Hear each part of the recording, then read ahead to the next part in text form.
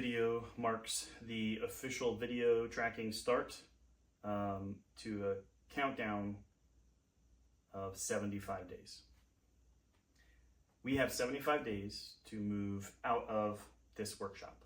The building that we're using is being converted into a different work project type setup, and they don't see having other tenants as a part of this space as a part of what it is that they're going to do going forward. So we have 75 days to identify a different property, which some of that's been done. We'll talk a little more about that in some other videos, and break this shop down and move it to a new space. At a minimum, at least somewhere where we can store it safely.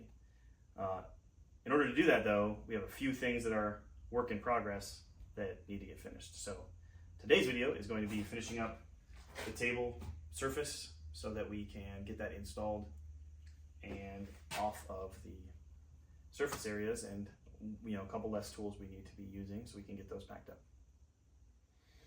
Definitely not where I wanted to be. I was hoping that this was a good solid starting point for a while until we got some larger funding and larger support, but it looks like we're gonna have to start back at zero again.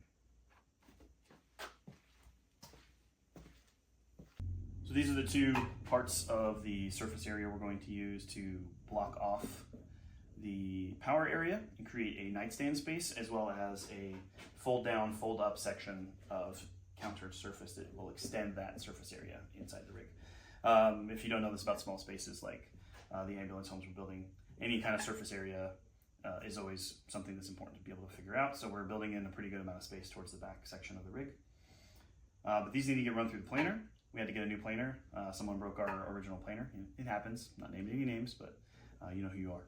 So that's probably what we're gonna do today, is try to get this project done and out of the way, as well as potentially install the updated faucet for the kitchen sink.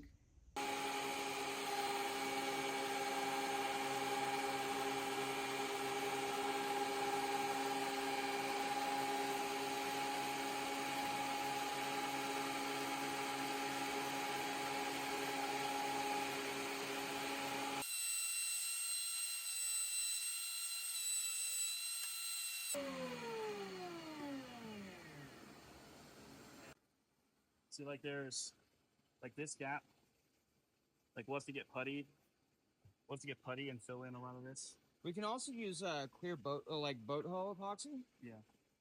And we can use that to lock in the stain. Sand it. See if we can fill with some wood putty, basically, so it keeps the wood feel. But yeah. That looks good.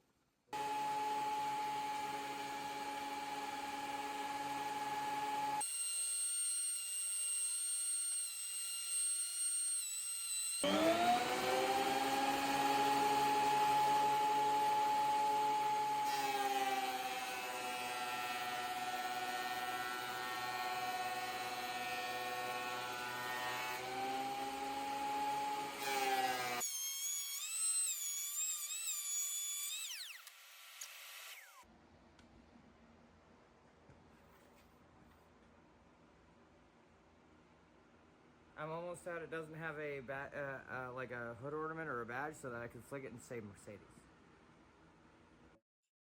All right, so with the two broad surfaces planed on both board sets, in order for us to be able to glue it together, we need a smooth surface on the sides too. So we're going to run this through the table saw to clear this, and then we'll run miter saw to take the two ends off, and we'll have them to length and ready to glue together should we choose to.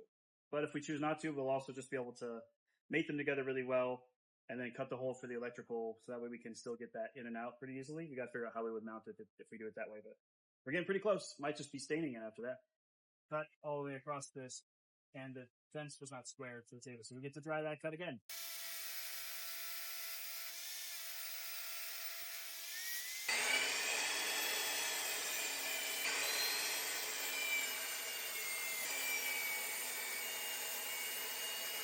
We're going to need to measure and then cut these to the length we want for just the top surface. So that's the next step. So let's figure that out. I'll go measure. All right. Comes a little flip up. Yeah.